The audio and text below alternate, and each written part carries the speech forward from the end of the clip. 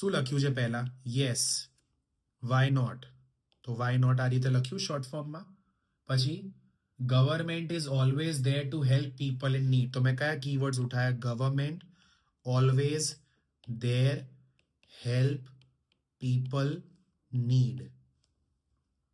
બધા શોર્ટ ફોર્મમાં લખ્યા છે ને, એક બી વર્ડ પૂરેપૂરો લખ્યો નથી.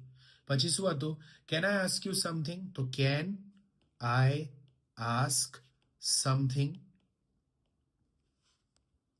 Do you have power of attorney or permission to talk on behalf of your parents? You have power of attorney or permission. Talk. ઉભા રહો, અને ફરી ટોક ને કરી દો તો તમને વંચાય. Talk behalf parents. અને કારણ કે પ્રશ્ન છે તો ક્વેશ્ચન માર્ક મૂક્યો છે મેં.